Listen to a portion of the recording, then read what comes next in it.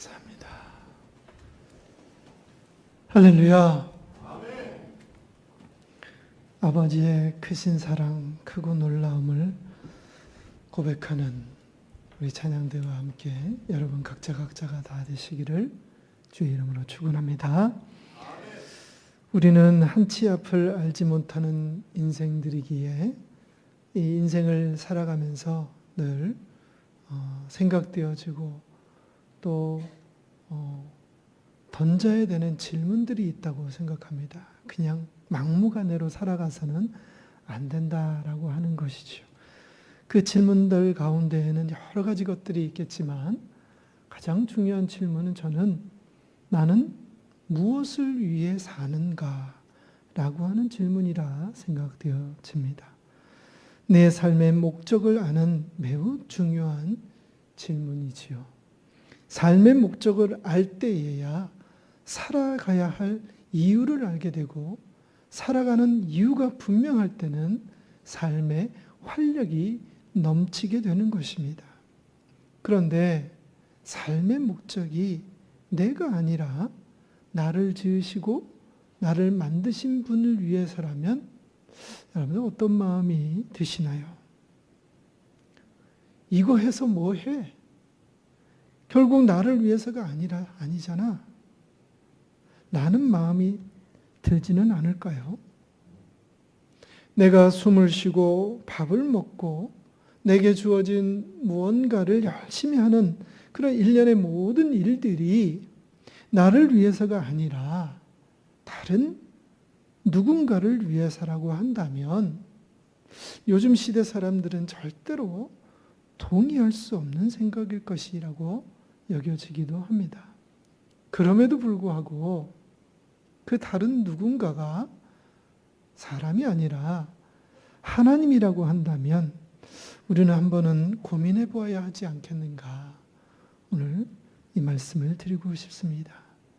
특별히 성령 강림절을 맞이한 오늘 성령님께서 120명의 제자들에게 일제히 임하셔서 저들의 모든 삶의 주도권을 온전히 점령하시면서 겉모습은 120명 각자의 모습이 다 다르고 또 다르게 행동하고 다르게 살지는 모르지만 그 속에 임하신 그 성령님은 한 분이시고 또 그 속에서 그 한 분이신 하나님이심에도 불구하고 각자 그 사람에 걸맞는 그런 일들을 성령님께서 하게 하신다 하는 것을 우리는 성경을 통하여 볼 수가 있지요.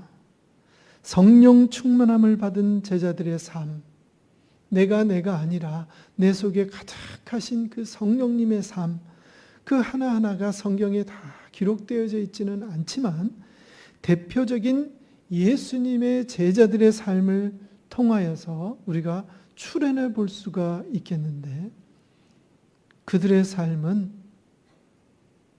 남은 자신의 삶이 자기를 위해서 살았던 삶이 아니라 하나님을 위해서 살았다라고 우리가 확신할 수가 있지 않겠어요?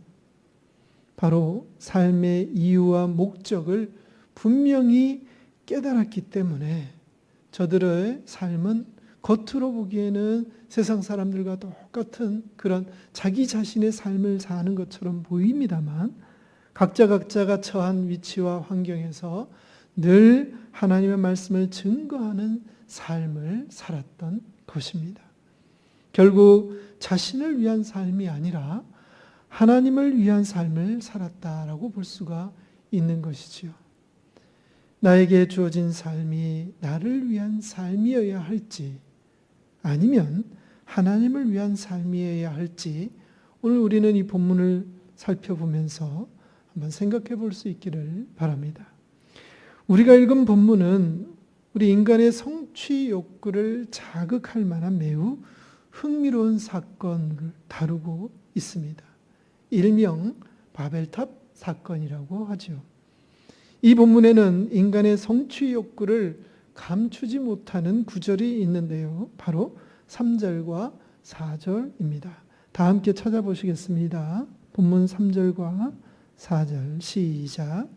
서로 말하되 자 벽돌을 만들어 견고히 굽자 하고 이에 벽돌을 돌을 대신하며 역청으로 진흙을 대신하고 또 말하되 자 성읍과 탑을 건설하고 그 탑 꼭대기를 하늘에 닿게 하여 우리 이름을 내고 온 지면에 흩어짐을 면하자 하였더니.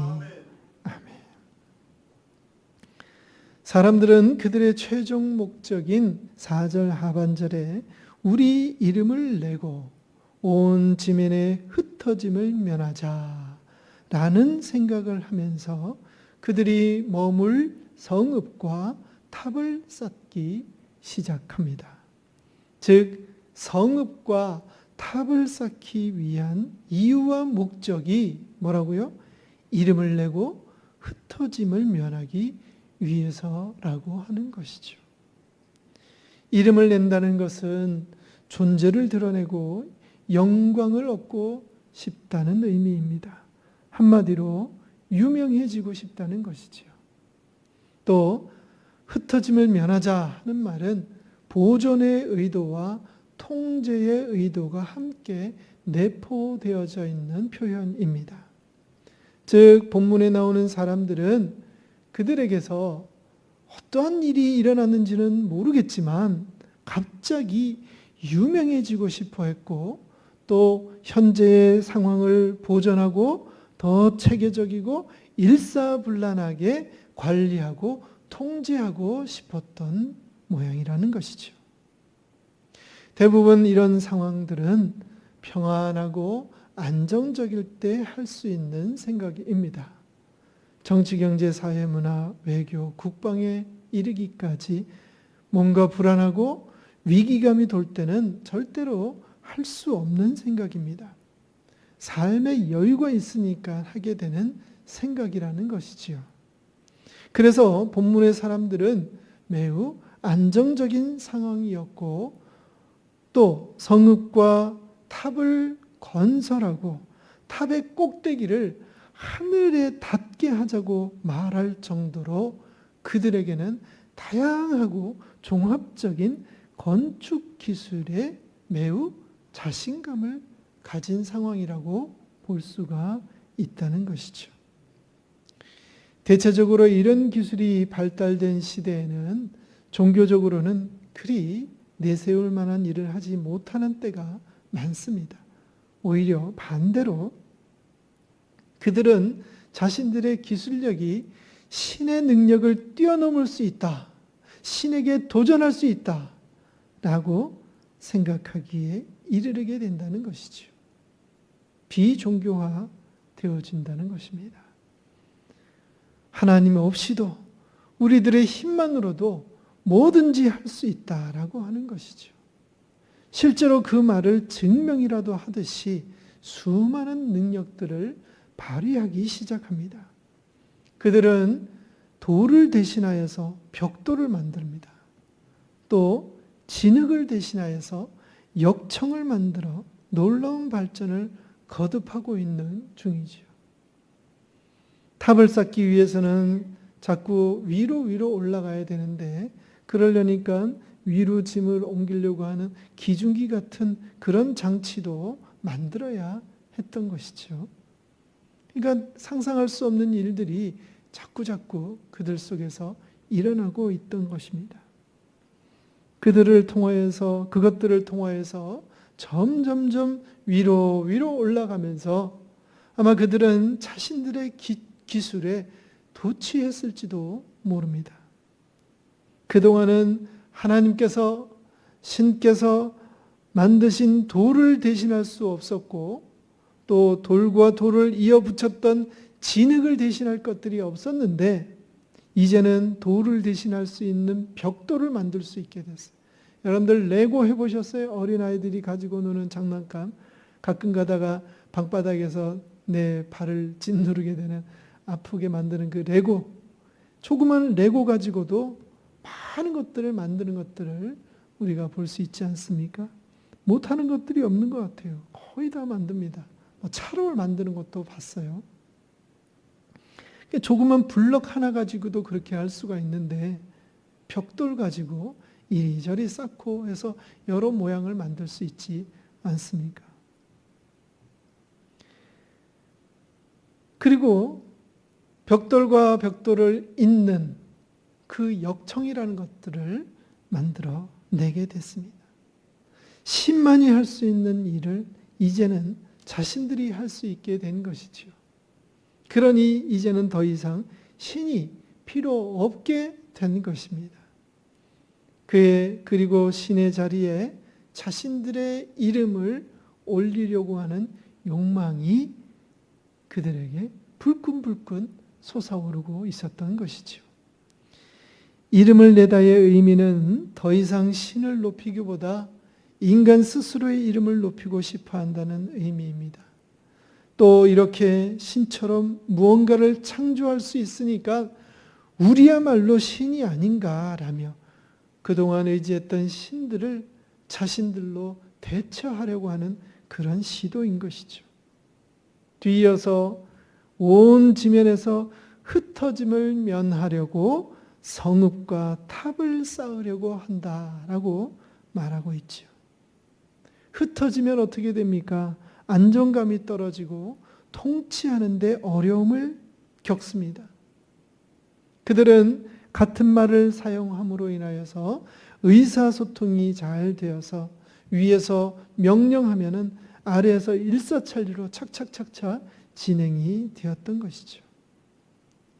그래서 이러한 이점을 최대한 살리는 성읍을 건축하고 그 안에서 함께 살아가고 또 그 성읍의 범위를 보이게 하기 위해서 높은 탑을 쌓아서 저 탑이 보이는 곳이 바로 우리가 함께 살아가는 바운더리다, 영역이다. 그 탑에서 내려다보는 모든 곳이 다 우리의 영역이다 라고 그 중심을 기점으로 모여 살자라고 하는 것입니다. 이것이야말로 하나님의 명령을 정면으로 위반하는 신이 되겠다고 하는 그런 행위인 것이죠. 창세기 1장 28절과 창세기 9장 1절에 보면 뭐라고 되어 있느냐? 하나님께서는 인간들에게 생육하고 번성하여 땅에 충만하라 라고 말씀하십니다. 그러니까 땅에 충만하여 흩어져서 살아라고 하는 것이죠. 그러나 그들은 흩어져서 살아가는 것이 두려웠습니다. 통제가 안 되고.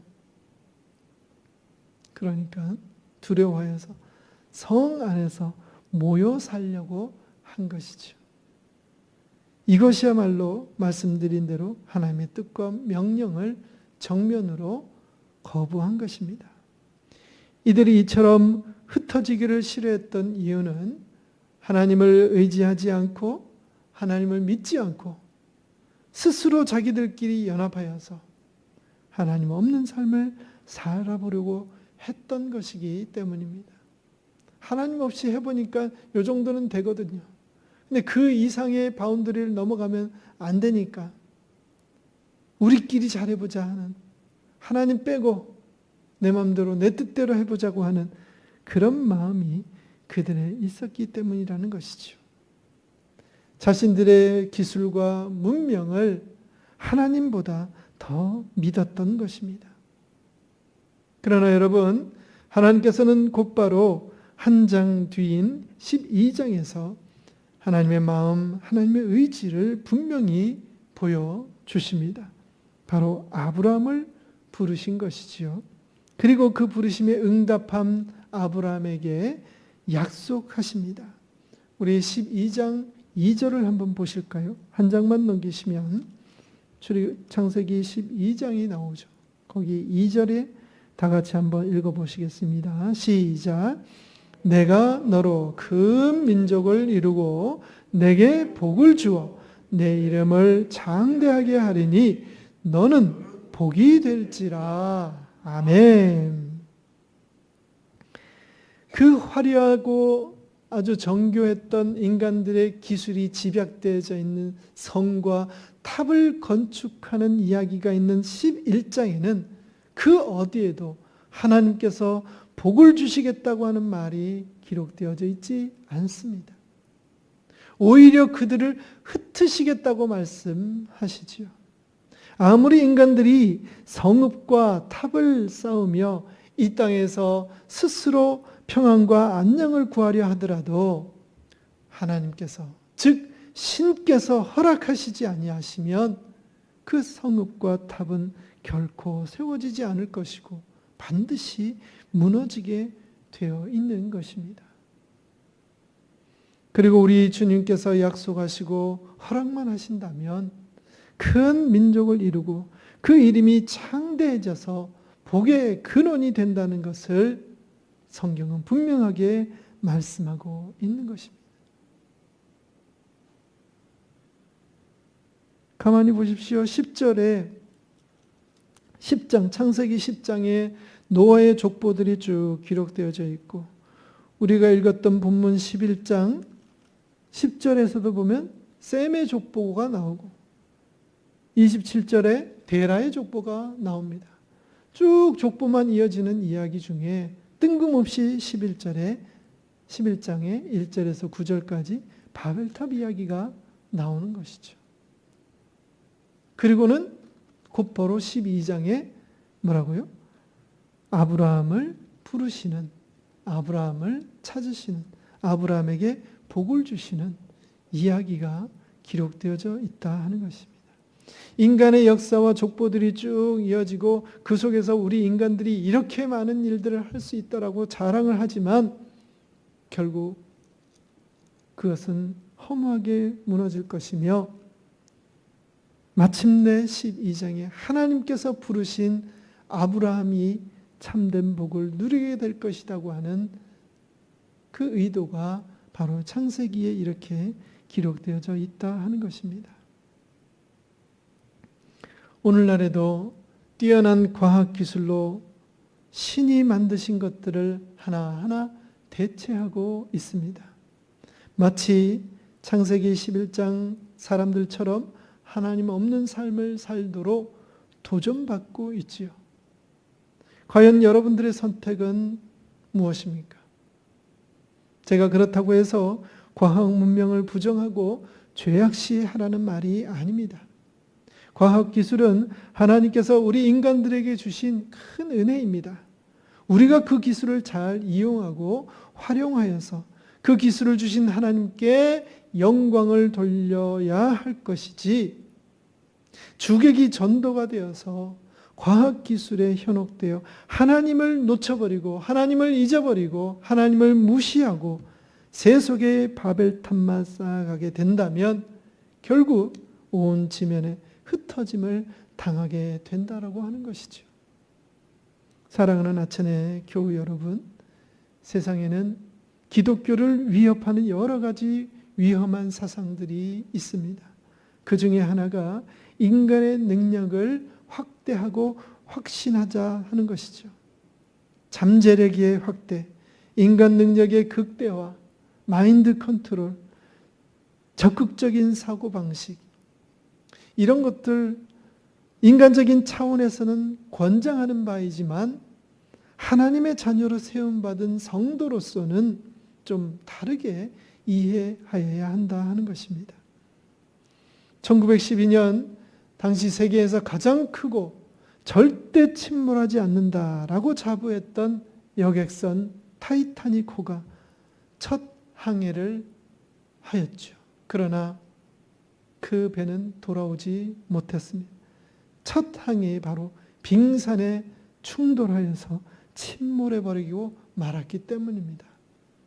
당시 타이타닉호의 건조와 출항을 두고 하나님도 이 배는 침몰시킬 수 없다라고 하는 교만한 말이 회자되었을 정도였습니다. 물론 비유를 들어서 한 말이긴 하겠죠. 그러나 과학기술에 대한 맹신과 인간의 교만에 대한 그 확신은 한순간에 무너져 버렸고 1500명 이상의 생명이 희생되어 버리고 말았습니다. 이 사건은 인간의 이름과 영광을 쌓으려는 시도가 결국에는 한계에 부딪혔고 인간의 겸손함은 하나님의 주권을 인정하면서 시작해야 한다 함을 일깨워주는 예가 되었습니다. 성도들에게는, 하나님을 믿는 성도들에게는 우선순위가 있습니다. 하나님인 것이죠. 내가 아닙니다. 사람이 아닙니다. 세상을 바라볼 때도 하나님의 눈으로, 하나님의 시각으로 바라보아야 하는 것이죠. 하나님의 마음과 하나님의 눈으로 세상을 바라보아야 하나님의 마음을 헤아릴 수가 있게 되는 것입니다. 그것이 바로 신앙인 것이죠. 우리가 하나님께 영광 돌리지 아니하고 하나님 없는 삶을 살아간다면 하나님께서는 친히 우리에게 찾아오셔서 우리를 온 지면에 흩으실 것입니다. 하나님에 의해 강제로 흩어짐을 당하기 전에 내 모든 삶을 점검하며 하나님께 영광 올려드리는 삶으로 바꾸어야 할 줄 믿습니다. 어떻게 사는 것이 하나님께 영광 올려드리는 삶일까요? 그것은 내 삶의 주인이 내가 아니라 하나님이심을 인정하는 삶이고요. 내 욕망과 내 뜻을 이루는 것이 아니라 지금도 나에게 말씀하시는 하나님의 뜻에 아멘으로 순종하는 것이 하나님께 영광 올려드리는 삶이라는 것입니다. 오늘 바벨탑 사건을 잘 되새겨 보면서 주님, 매일매일의 나의 삶이 주님께 영광 돌리는 삶이 되게 하여 주시옵소서 라고 고백하는 삶이 되시기를 주의 이름으로 간절히 축원합니다. 기도합니다. 내 삶의 주인 되시는 아버지 하나님, 바벨탑 사건을 말씀으로 나누며 내가 내 삶의 주인이 되어 내 이름을 높이려 했던 교만을 돌아보게 하시니 감사합니다. 주여, 내 생각과 내 계획, 내 힘을 의지하며 나의 영광을 구했던 모든 어리석음들을 용서하여 주시옵소서. 이제는 내가 내 삶의 주인이 아니라 오직 하나님만이 내 삶의 주인됨을 고백합니다. 어떠한 때라도 주의 뜻을 먼저 구하고 항상 겸손함으로 하나님께 영광 돌리는 내가 되게 하여 주시옵소서. 주님께 올려드리는 영광이 무엇인지 가르쳐 주신 예수님의 이름으로 기도드리옵나이다. 아멘.